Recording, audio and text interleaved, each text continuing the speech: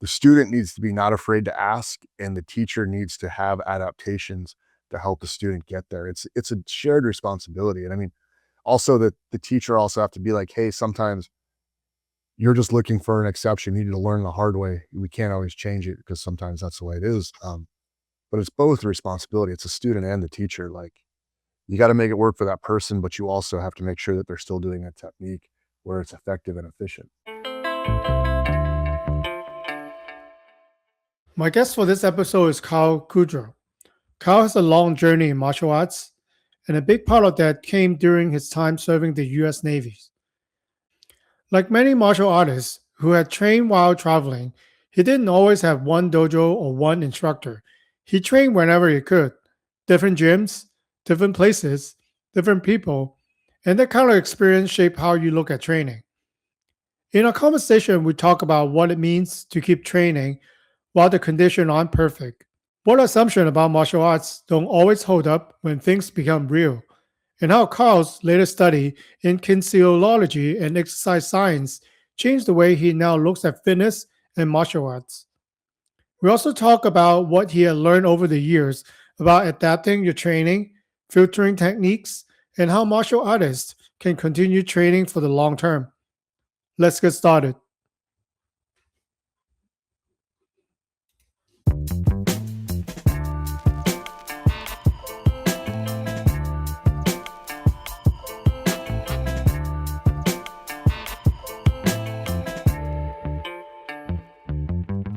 Hello, Carl. Welcome to the Shugyō Podcast. Hey, Swire, nice to see you.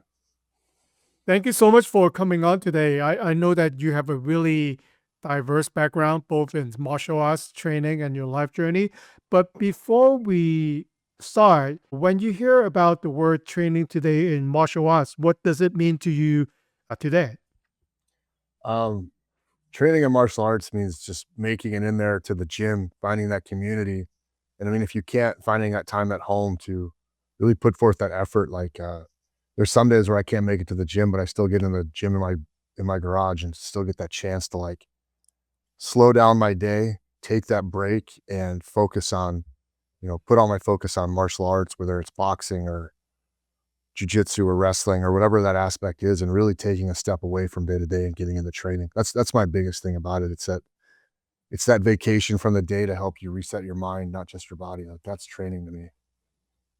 Yeah, and I wanted to point out you have a really interesting background, and if you don't mind, I'd like to focus on your journey when you were with the Navy.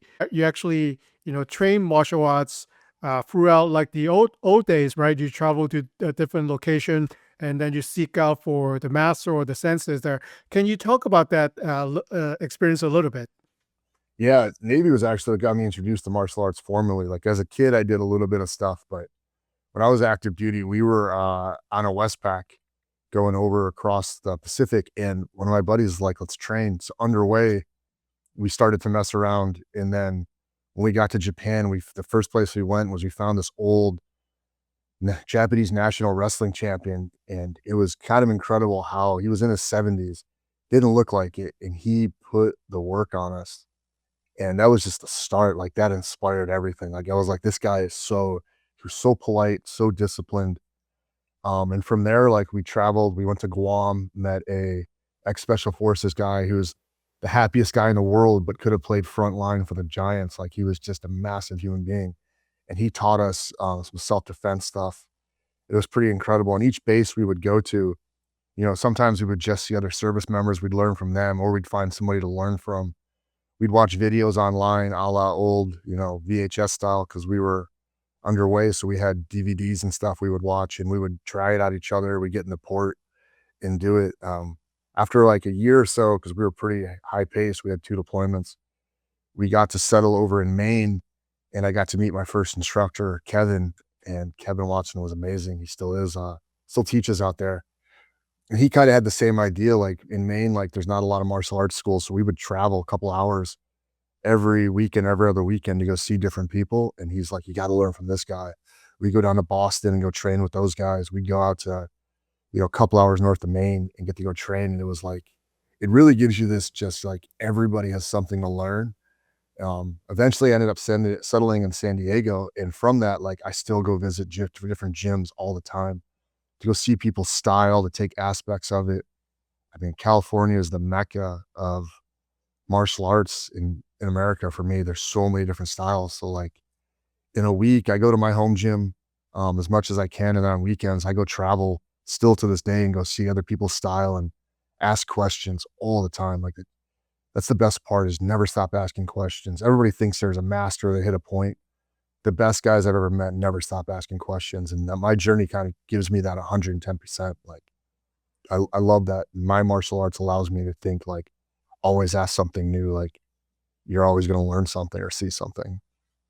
That's a really unique experience, right? So you travel, you are doing your duty, and then when you actually come on land, you find how do you find them? My question would be like, how do you find the master at that particular place, or whoever that you think are looks capable or formable? Then you want to learn from that person. When we went to bases, we would look up if they had classes there. Sometimes it's the old look for the cauliflower ear and go ask that guy. You'd see the t-shirt and you're like, okay, maybe this guy knows somebody. So you'd look in like, hey, do you train? What do you train? Oh, you box. Okay, where at? And you just work sometimes. Those are always the funny ones where you're just, the old school, like, oh, he's got the nasty looking ear.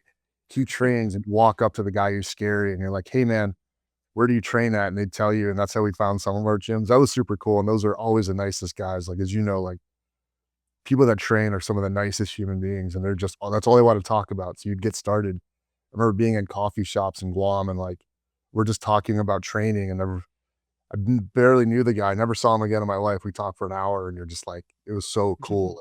Like, that's how we would find people. We'd look at base flyers, we'd look for the ears and the t-shirts and, just find some places to train. So you know what you're looking at. But the question that I also want to ask is, since you're very open minded, because they're depending on the style of martial arts that you do. Some of us will only stay true, and they talk about the tradition.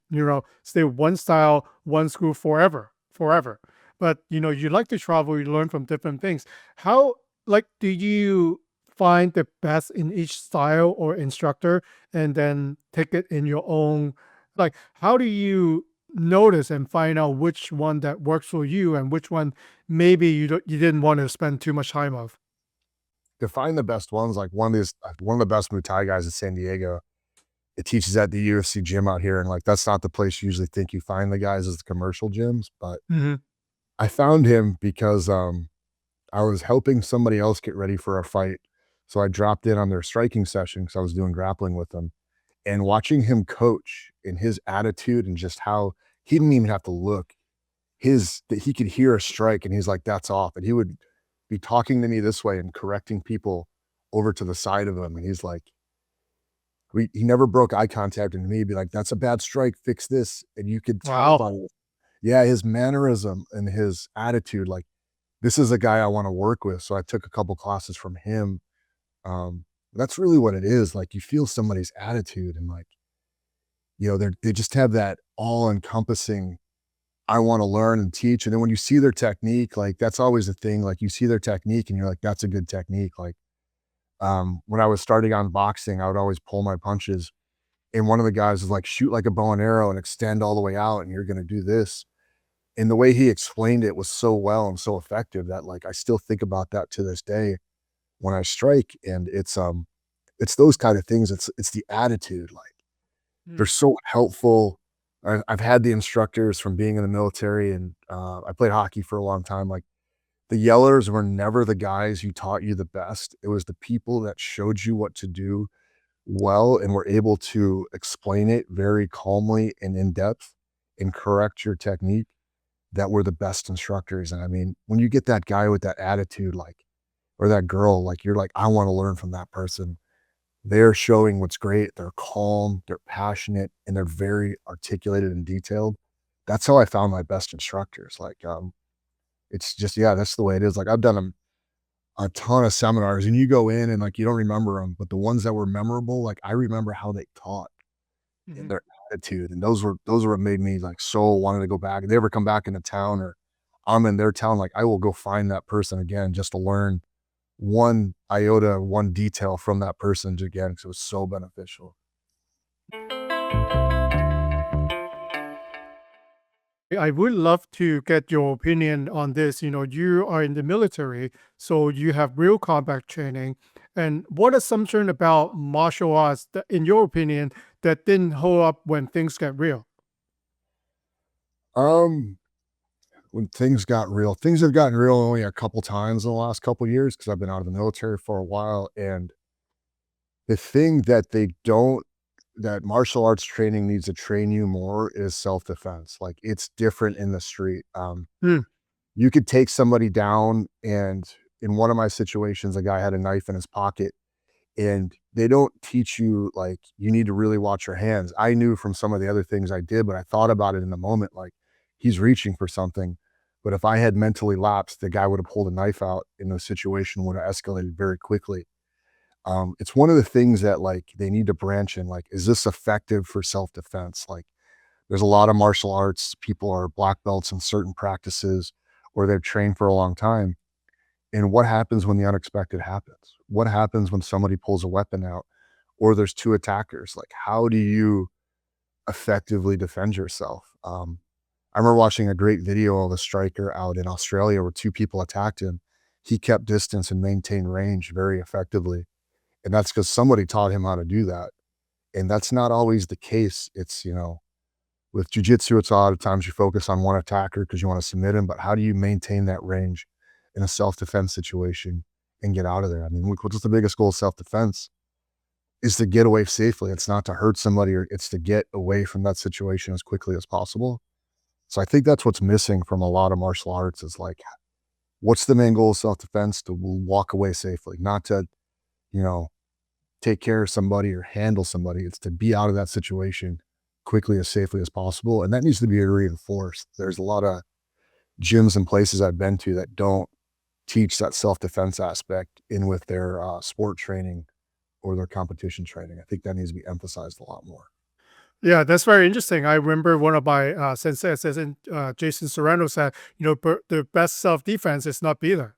So if you're Exactly. not there, then you will get out. Like you know kind of what you're getting into if you are hanging around at a bar around 2 p.m. Right? So versus if you're walking in the park during the day, so the chances of you getting into a tricky situation is a lot higher at the bar. So like think about where you are, the situation awareness, like what you're saying, Carl, like yes, you have your technique, but that doesn't mean that you have to dive in front of the person if they have a weapon. You could actually back the way, maybe use some of your footwork to actually get out of the situation without throwing punches. Sometimes I think, like, especially with skilled martial artists, they are overconfidence with their skills and think, what I did from the dojo at the gym is able to overwhelm this person. But then there's if maybe they're on substance or maybe they're drunk, right? So it will change the way that they react, because at the end, if you tap at the gym, people let go. So, but in the real world, if you tap, then you're in a sticky situation. Yeah, you brought up a few good points. Situational awareness is the first one. A lot of people don't teach that or train that. Like that's not taught on a mat. That's taught of like walking into a restaurant and understanding like, you know, what's the mood of the area or what's the feeling of what's going on there. I mean, people don't think about that much. They walk in, they're on their phone, they think they're okay, and it's like you need to realize what's going on around you, what area you're in, and learn about it. Like that's situational awareness is a great thing. And then, yeah, overconfidence of martial artists is 110%. Before I trained, I thought I could take on anybody. Since I've trained, I want to talk to nobody in the street. I don't want any issues because I have no idea what they know, what substance they're on, who their friends are. I know nothing about that person. I just want to de-escalate, talk my way out of it, and get away as quickly as possible. Like it's a thing. It's a very important thing that people need to talk about and learn. Yeah, that's really an important conversation, right? So obviously you want to drill. If it does happen, you're able to protect yourself, right? Knowing the right strategy or footwork, right? But really, like what we're saying right now, it's best not to be there. And don't get me started with the phone. Like there were people just randomly walk into someone with the phone, or places that you shouldn't have go to because of the phone, and they just look on the phone, and then they look up, and then you know oh, wow. Exactly. Yeah. Yeah.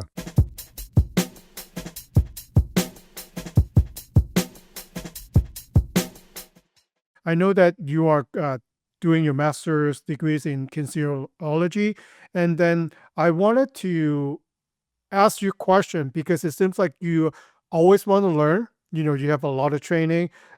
So how do you think kinesiology were able to help you?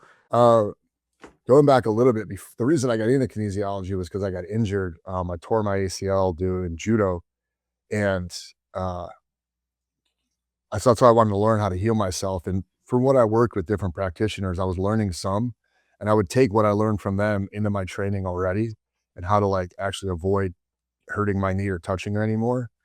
And I was learning some from them, but I really wanted to learn more, and that's why I got into the master's program, was to learn more. And what I've learned from that program has taught me so much about from programming to like how you should look at your training protocol, to rest days and fatigue and training under fatigue for things like self-defense, like the worst case scenario or the end of a fight. And from the kinesiology program has reframed my training 110%. Like my cardio, my resistance training, my plyometric training has all been refocused to help with my martial arts.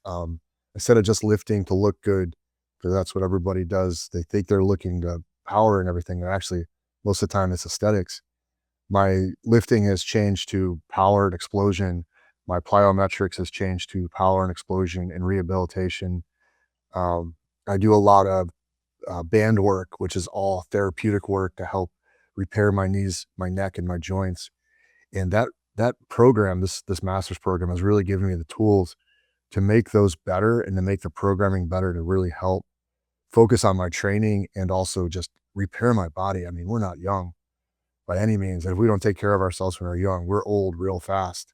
And I'm learning that more and more. So like I keep everything I learn, I put into my own programming, and I talk to people about all the time.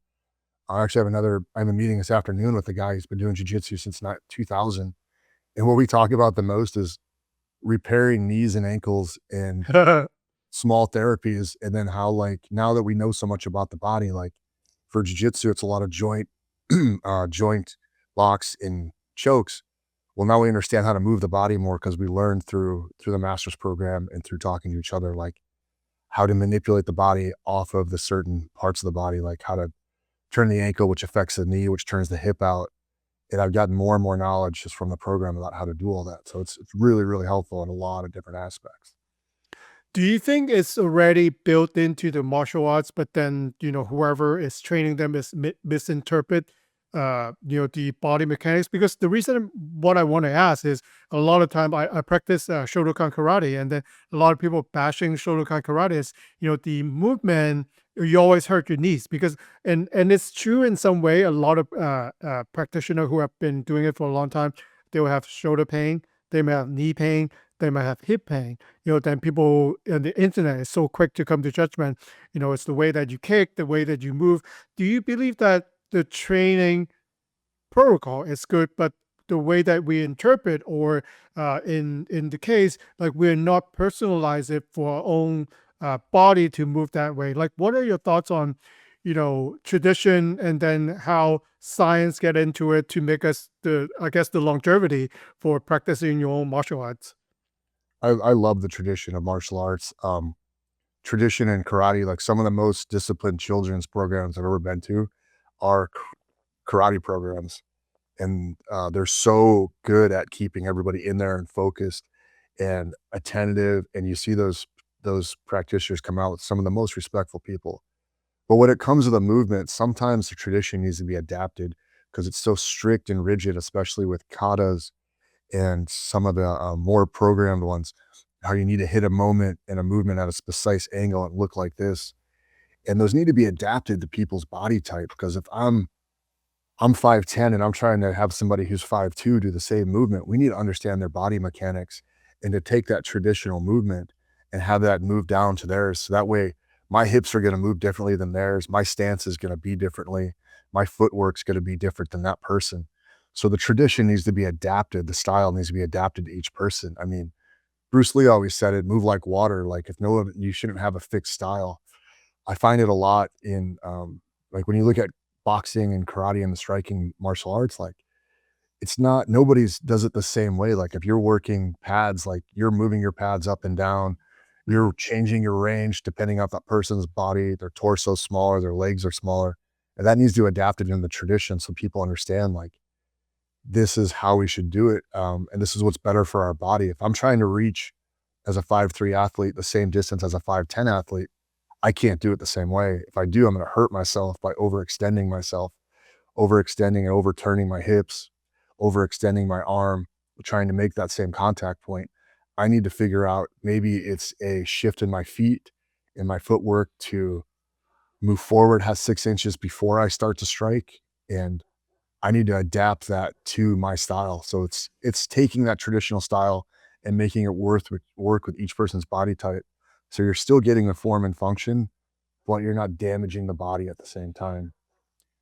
Yeah. That's really difficult, right? So, while you're talking, I'm thinking about whose responsibility is that? Is it the practitioner myself, or is it my master or sensei, or is it a third party trainer? Because you talk about, and I agree with you 100%. You know, like a big person, maybe at a dojo, we have a sensei who is 6'4". I'm 5'7". So the way that we move obviously are different. He has a lot more reach than I do. But then on some of the maneuver movement, I could do it quicker because I'm actually physically smaller. So, like, is it our own study that we have to do because I'm a smaller person? Maybe I have to look for how a smaller person my size will move, and I'm a taller person. Maybe I would seek out on more advice on how a taller, long limb person will move. Like, how should we approach that? It's 100% both people's responsibility. It's your instructors and yours. Cause like, you're going to try to do it how your instructor shows, but like you said, they might be 6'7" and you're 5'7". Like, so you need to like say, hey, I can't do it in your way. How do we make your way work with my body type so I can still effectively do the movement and make it work? Like, two of my instructors at my gym, Richie's 6'5" and Jacob's probably 5'4", and like they have completely different styles of jujitsu and wrestling. Mm. Uh, I have to, when Jacob teaches, because he's 7 inches shorter than me, I have to take his style and make it work for my body type. So I ask questions the entire time. I'm like, hey, I can't get my foot on his hip like this, or my body doesn't work the same way yours does. How do I take that and change it? And then we'll work together to figure out how it works for my body type. And same thing with Richie. He's very, very long and he can do things that I can't do very quickly. And you're like, all right, well, how do I get to that position, or how do I adapt my hold or my movement to make that? So it's, the student needs to be not afraid to ask, and the teacher needs to have adaptations to help the student get there. It's a shared responsibility. And I mean, also the teacher also have to be like, hey, sometimes you're just looking for an exception. You need to learn the hard way. We can't always change it because sometimes that's the way it is. But it's both a responsibility. It's the student and the teacher. Like, you got to make it work for that person, but you also have to make sure that they're still doing a technique where it's effective and efficient. Yeah, I think the mindset and the spirit has to be there, you know, like you're saying, the adaptation, because a long person and a short person, they both can do differently, especially when we also throw on the age question, right? So we have, kids in the class, they could do high kicks, kicks ahead, no problem. But for me, I'm getting up there. So my flexibility and mobility is not always my strong point. So like head kicks, maybe for a picture, if I stretch for like 2 hours, but then to continue to do that, it will be a challenge for me. But you adapt, right? There are things that I might not need to throw high kicks to be effective. There are something other other things that I could do if I want to do, head level, strike. So it is a conversation that you have to think about it, because I blame on social media. If you see, jujitsu, if you see karate, there will be fancy video, people doing fancy techniques. You don't have to learn all of that to be great at what you do. You bring up a good point. You don't. We talk about this all the time. Basics. Everybody needs to learn the basics. Somebody wants to learn something fancy because they watched an instructional. It looks super cool, but 99% of the time, basics stop everything. Basics work so much more. Like to do the fancy move, it might be super cool and you can do it, but if you can't throw a jab or efficiently block, like, or throw a roundhouse or, pass a guard, like with the basics, you're never going to get there. Like people emphasize on social media, this looks super cool, but the guys in the gym or the girls in the gym grinding are learning the basics and they're learning them better and better. And the people who learn the basics will succeed more of the time than those other people. Like you've seen it, I've seen it. Yeah, social media is fun, but it doesn't show the correct aspect to people who are in there every day for hours learning the basics, learning them very well and very efficiently. So, from what you have learned in science, moving in the right way, what did you stop doing once you understood, this aspect in science better? For martial arts or for programming? For both, if you could share both, please. Okay, well, first thing I did is I changed my programming because when I was looking into the science of it, I was putting too much pressure on my joints, Mm. and I was really I'm 43. I've torn both my knees apart. I've had 2 herniated discs in my back, and I was beating the crap out of my body because I was training improperly and putting too much pressure and torque on my joints.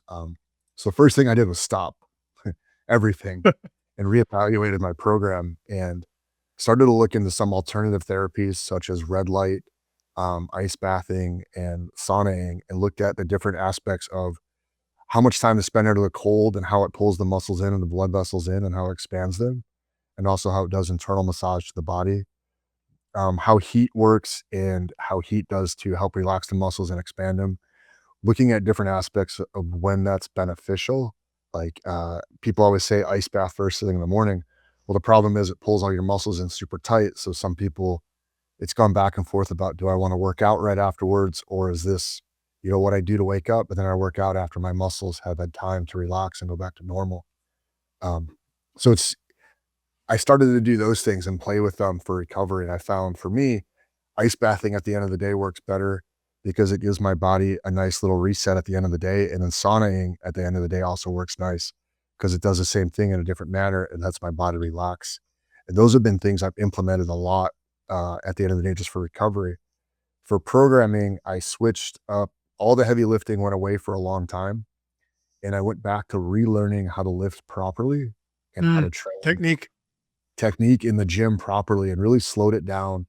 And I did variations of exercises for a long time um, to get back to using proper form, such as using uh, wedges to do goblet squats to get back to squat depth because I couldn't bend my knee correctly, doing assistant therapy exercises, doing band work for strengthening the knee instead of using leg curls and leg extensions, using bands to help strengthen the knee slowly and then to go back into actually adding weight on afterwards. And using that type of resistance was really beneficial. Now I could do resistance training effectively, but I had to really slow down what I was trying to do, take the time and train in that manner to get it back. Now I can do plyometrics again. I can do all that, but I had to slow down and redo my entire program to get there. And then through training, actually in martial arts, I stopped doing anything that was putting twisting on my body for a while. So I stopped boxing and striking. And I would go back to basic fundamental classes like we already talked about. I would go to the basic fundamental beginner classes for a very long time. And I would pick out my partners very carefully because I could see the people who weren't going to put pressure on my knees and rotate them out and put valgus torque on them. And I would find the partners that I trusted. I would sit out rounds and I was very, very I was very careful about who I trained with and the manner I trained with. If it was a movement I saw where it was going to be crazy torque on the knee or turning, I just sit out that class and watch and maybe coach or hang out. And that was something I had to do. But I realized that the pressure of my knees was what was going to take me out of training longer. So I had to think about what was going on in the movement and how that would affect my body and if I could do it or not. And then also my training partners. I mean, it's been almost 5 years since I ripped my knee apart the last time. And through calming down and thinking about it, and then going through the kinesiology program and learning about torque, how to properly stop it, and then how to program and reinforce it, I've really taken that aspect, and just the big thing that came out of both sides was slowing down, relearning technique, and making sure I wasn't adapting technique too much in lifting and martial arts, and then slowly reintegrating it, and then listening to my body. So like if I am twisting, I'm boxing, or I'm doing some sort of striking martial art where I need to twist my hips and my body, if I feel pain, to stop, assess it, and realize, is it an injury or is it just discomfort, before I move forward and keep going. And the same thing with grappling, and really being cognizant of that. So I guess from what you're saying is a lot of self rediscover, right? Listening to your body. So, but my question will be for some of us who are not as educated, into the body, into different modality, or may not be available to our ice bath. I want to do an ice bath, but I don't have access to, the equipment. Like it's nice, but I don't have access to it. So how do we adjust and how do we rediscover, our body? Let's say we're complaining, we're getting up there in age, right? There's something bothering me. I don't know what it is. Like how would you suggest, listener to rediscover their body? Maybe to find out something that make them feel good, first to is that the way to start? I think it's finding somebody to talk to about it. Like that's what I did first, is I went out and found people that were smarter than I am, who are still smarter than I am. And I went and asked them, I said, hey, and I found them at the gym. Oddly enough, I said, hey, this is really hurting me. I know you're into manual therapy. What do you think I should do? And we started to talk about different ways to fix the body. So I think it's finding people that are smarter than you, not being afraid to ask that question and moving forward. And it's taking, if you don't have that option, so say you don't, like maybe it's just not available to you, it's looking at things around you that might work. For me, the first start was yoga. I went out and found a yoga instructor, and I sat in the back of the class. I was very immobile. But after the class, I went and asked them, because that's their job, is to help with mobility as much as help with, not just mobility, they also help with mental clarity and everything else. But they know about mobility. I was like, hey, I'm really dealing with this. What adaptations can I do to stretching to help relieve this problem? And they were able to help me find different ways to stretch. And from there, it spiraled into, I went down the rabbit hole of figuring everything out and joining a kinesiology program. But that was the easiest way for me to find somebody available to me, was to go ask somebody who knows a lot about stretching, and ask them, how do I do this? And they really gave me the benefit. I remember another person I found was Claudio, was a guy I trained jujitsu with. He's in his 60s and he's crazy flexible. And I was like, how in your 60s are you still doing this? And he was able to give me some small tips, as simple as like just looking at the sole of your feet. You wouldn't think it matters. It takes the pressure off the knee. So look for people in your gym and your community that may be up there in age or may have the experience, and ask them if they know somebody or what they did or what they do. The person next to you, you might never talk to them about body awareness. They might know everything about it because they've been through it 10 years ago. Like there's a reason they're still training longer in life. You may not know that they've gone through. They might have joined martial arts because they were having issues and they're like, this looks good. And they might know more about it and be able to help you. So find people in your community, find people that are still training and still moving well in older age, and ask them, like ask around. There's always going to be somebody that's done it or has an insight or may know somebody, and they're going to give you some sort of benefit to help you train longer and be still in the gym or the dojo.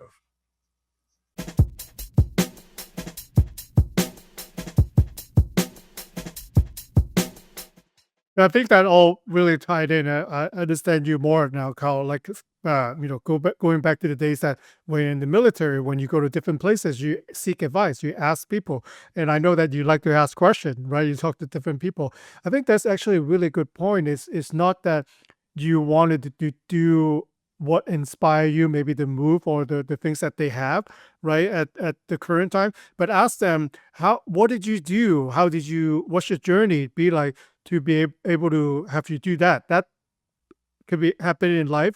a successful people, maybe a person, I want to do a split still, right? That's why I have Asa Ponte, our mutual contact, to be on, because I want to ask him, what did you do to make that you could do a split? But he didn't give me a right answer. He said, I just do it and I can do it. So that didn't help. But really to find out, if the person is really mobile and flexible, what's your routine like?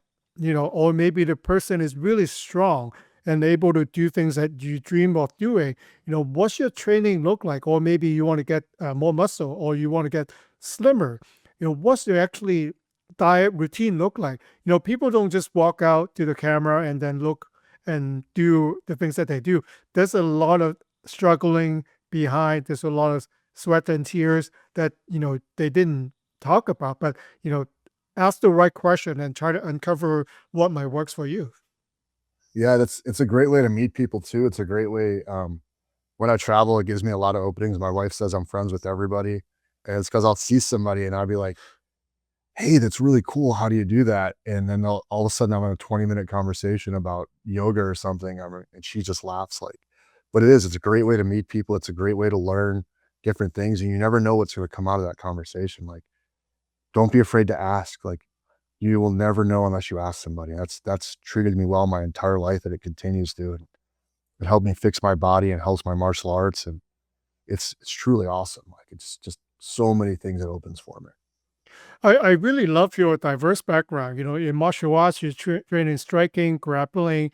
In strength training, you do different things because I think nowadays it's better. Like a lot of times we think tough guys, guys go to the gym, don't do yogas. But now we know that if we cross train and then if we bring, our body through different movement, it's actually be better. The more inefficient movement or movement that you're not accustomed to, when you do them, it actually help you, and then it helps your brain too, because you're putting yourself in a really new territory, so to speak, and actually it could improve in the long run. So knowing what you know right now, and I'm asking you a big question for I'm asking myself, really, like, for a master athletes, master meaning right, a Yeah, yeah. master athletes who is not a professional fighter or martial artist. I don't get paid for what I do. I like to do what I do. That's why I do it. So how do we maintain and then find out the right intensity to get us progress in the martial arts, at the same time able to save our body so we don't, like, you mentioned, to put through all the joint pains, or maybe get stupid and get hit in the head, then I can't work the other day. Are there advice that you can share, that could keep, you engaged, but then you also saving your body and not going to the hospital? 100%. I did this a little before I started MS Kin or kinesiology, but it reinforced it. It's fatigue management, and fatigue's not just how tired you feel. It's your muscle, like how long. Like if I train super hard on a Monday, I'm going to take Tuesday off to let my muscles rest and my body rest for maybe train hard Wednesday. So like if you want to keep training efficiently, like not every session is going to be hard as like super competitive. You have to manage how much output you have in that session. If I'm going to go train in the dojo or boxing for an hour on a Monday, I might not go all out. I might see and actually look at it, look at like how I feel and train. Instead of going 100 or 80%, I might go 50 or 60 and really work on technique that day. And maybe Friday, because I know I'm going to have 2 days off, I'm going to go still not 100, maybe I'll go 80%. And the way I started to think about this was through my program. I started to work with heart rate variability and wearing a heart rate monitor and learning about zones 2, 3, 4, and 5, and 6 and 7. And I know how my body feels when, say, I'm on an assault bike and I can sit there with with the screen and say I'm in zone 2. Mhm. Um, I could function and focus that, and I know how my body feels when I'm in zone 3. So I'll try to keep the same way I feel when I'm in zone 2 on an assault bike, the same way when I'm in the gym striking or grappling. So that way I know I'm not fatiguing my body as much. And it's that management. It's not going all out like we talked about. And I know like different ways to train, different modalities. Like people always say, go hard, go hard, you go hard. Like in your mind, you have to remember, like, I'm not training that way today. I'm training 60% to work on technique and to save my body. And maybe I'll train 80% on Friday, or whatever day I want to. Maybe it's Wednesday for you is your hard day, but you're not doing that 80% 5 days a week. You're doing that in a structure that you made. You might make that agreement with yourself. You might have a good enough relationship with your coach to let them know, like, hey, I'm trying this. They'll understand. They might implement it too. Most coaches don't want to go all out all the time anyways, because they want, people to come back the next day and take classes as much as possible. But yeah, through the kinesiology program, I started learning more and more about that. And not saying you need to have a heart rate monitor, but if you could go for a walk and you could still have a good conversation, like you're probably at about zone 2. See how you feel while you're doing that. And if you could maintain that, try to train how your body feels in that same way and you're still in zone 2. So you're not completely taxing yourself. You're able to have a conversation. If you could get that same feeling, now you're training in the same way. Now, if you go to zone 3, where maybe it's a jog and it's harder for you to have a conversation, you can still have one, but you got to take a breath in between words. Now you know what zone 3 feels like. Now train that way. And now you're training a little bit harder, a little bit higher. In zone 4 and zone 5 are going to be those like 15, 20-second sprints where you're not going to be able to talk. You're going to need 45 seconds, to a minute recovery afterwards. And if you want to see how that feels, that's when you get in there at the end of the round. Your coach is like 20 seconds all out. That's your zone 4, zone 5, and you're striking as hard as possible. And now you know like what your different zones are. You can relate that to how you feel when you're training. You could say, all right, Monday and Wednesday, I'm going to train in zone 2. I'm going to keep that conversational feeling. I'm going to watch how my body feels. Friday, I'm going to go zone 3 with some zone 4 sprints. And now all of a sudden you're overtaxing your body, but you have Saturday and Sunday off to rest. And like, as we get older, starting to think about it in that way may help you realize I can train super hard on certain days. I need to take days off. And thinking about like your training days, like programming it between your different heart rate variabilities will give you a way to actually have a structure to it, instead of like, people will come to the gym like, oh, I don't think I'm going to train hard today. I don't feel good. Well, you thought about it on Sunday. You're like, today's my day. I'm going to be in zone 2. So this is how I'm training. Today's my day. I'm going to train hard. So this is how I'm training. So you come in with it structured. It's already set out. You don't have to think about how you feel. You just put it in place. And it seems to work out a lot better when you have that plan, and it gives you that longevity. And then when you get older, you might say, hey, we're going to stay in zone 2 all the time because I just want to be in the gym. So you know not to get to zone 3 or zone 4 because this is how my body feels. And as far as like your muscular, like how to train longer for flexibility and everything else, not just your heart rate and your expenditure, you start to realize what things may not work for you, and you kind of have to adapt, like we talked about earlier, working with your instructor and you being a person saying, I don't want to go with the 450-pound person or the 220-pound wrestler. I want to work with people my size, and that's being cognizant of it and finding the people that match your pace and match your style. I've got some good friends who don't train with me because I'm 220 and they're 130 pounds, or like we might drill together, but we're not training hard together because of the great weight disparity. And it makes sense. It's not an insult. It's nothing mean to them, to me. It's just that I'm not good for them. And they're, it's just too much of a disparity. So they train with people more their size, and that's perfectly fine. It's having those honest conversations when you get to a gym. Like, I don't want to go against the 20-year-old, 200-pound crazy guy. I want to go with the 40-year-old person who may be more of my weight, who's going to respect my pace. And that's going to keep some of your longevity in training. Thank you so much for sharing, because I think, and you're right too. I'm thinking about, my own programming, while you're talking.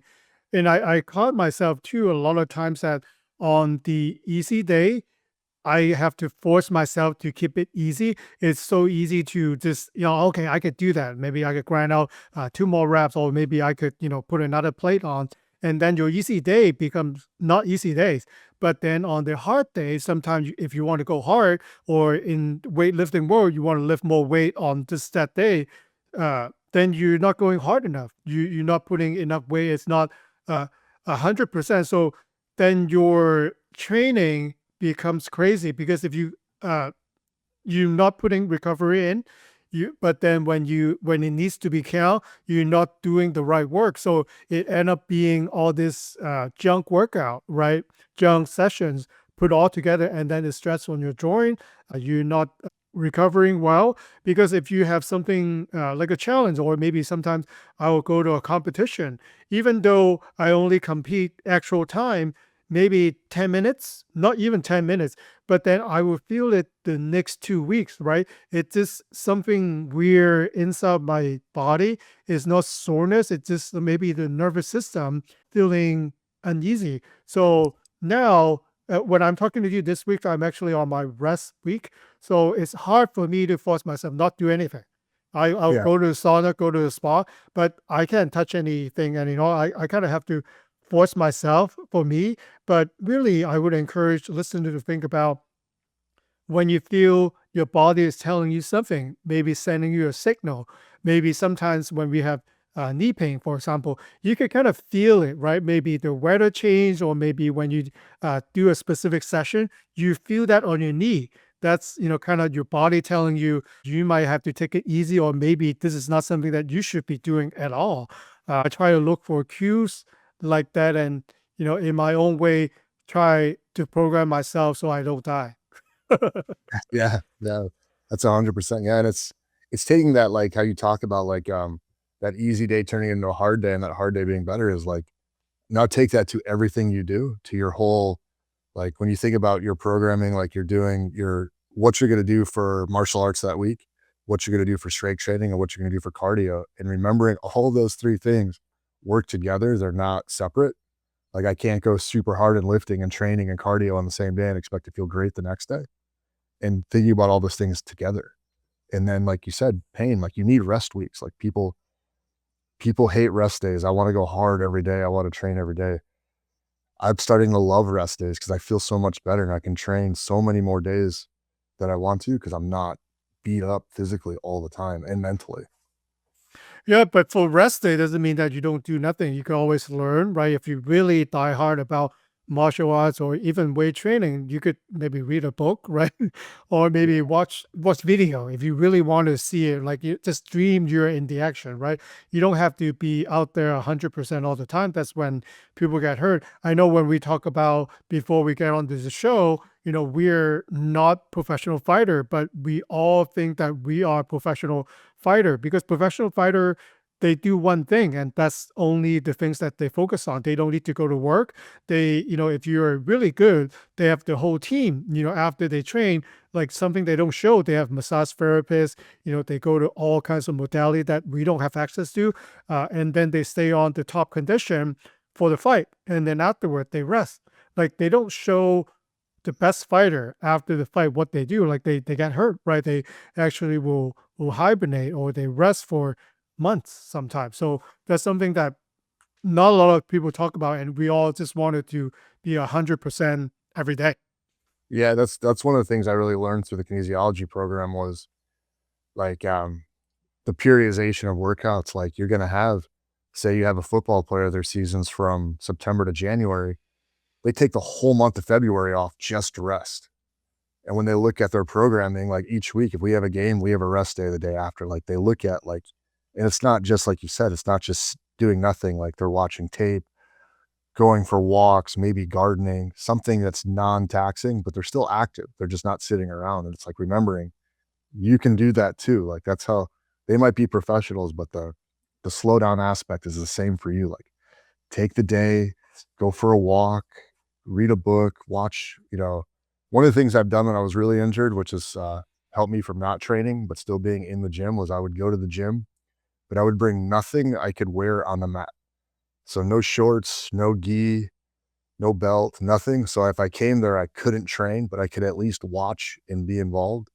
So that way I could still feel like I was there, but I knew I couldn't physically get on the mat. And that was a good way for me to be there physically, but not actually participate physically. So you could find ways to make it work for you, but just remember, rest. Like you said, we're not professional. Right. Thank you, Carl. I think this is a really valuable conversation, and I really love that you're such diverse background, right? Because there's a lot of things that you said that have to unpack in each category, because you can't go 100% forever. I think if you take one thing out from this episode, I think that will be it. So For a listener who might wanted to reach out to you or maybe learn more about your study, what would be a good way to reach out to you? Um, Probably social media. I'm on Instagram, and that's probably the best way. It's Carl_Boudro, Boudro. Reach out to me there. I check messages not every day, but often enough where I could get back to you. Um, yeah, and we could connect from there. I mean, I love talking about it, as you can tell. So we could always meet up, have a phone call, a text message, or whatever, and just find out, you know, how we could work together. I'll leave Carl's social media handle on the show notes. And Carl, thank you so much for coming on today. I really learned a lot, and then you really challenged me to think about my own programming and training. Thanks, Swire. It was a pleasure.